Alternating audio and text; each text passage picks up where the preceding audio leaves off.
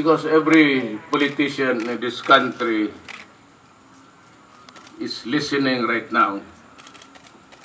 Governors, the mayors, the congressmen, and all, and they would be happy to learn or hear these things coming from my mouth.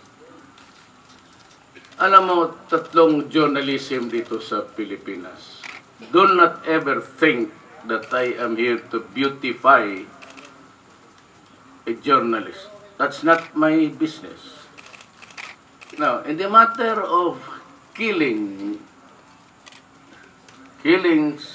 of journalists, it happens everywhere. Now, there are three kinds of journalists in this country. Those who are the crusaders, telling the truth, bearing it all before the public. And sometimes they hate big business, or those who cannot tolerate the truth being exposed to the public. To yung mga crusaders, and they do not accept money. What is very important to them is their profession and telling the truth to the whole world. Ito yun. Then there's a second class of journalists in this country. Yun yung mga mouthpiece ng vested interest. It could be mining, defending the miners. It could be anything.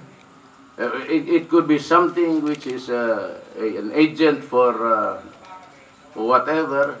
And those engaged in businesses or enterprises which need to be defended. And that's what we call the publicists and the PROs. The third is the low life of journalists.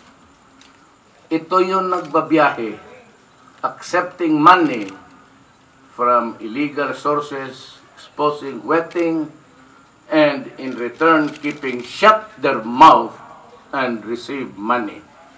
And these are the guys whose greed is unlimited.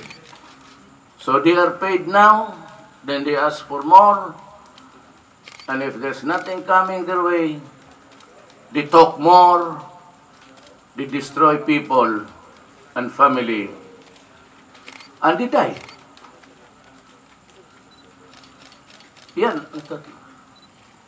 And I'm sure that all the senators, all the congressmen, all the governors and mayors and councilors of this country would find agreement in my statement. It's about time we bear each other. Huwag tayong magbulahan. Let us not deny each other the truth.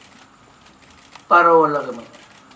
Ang problema kasi dito, when you ask a question to us sa mga politiko, it is as if the person killed is a saint.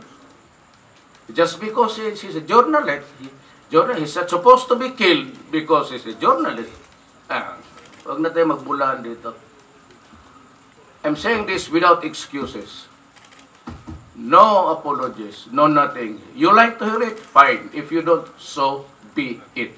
That's the truth.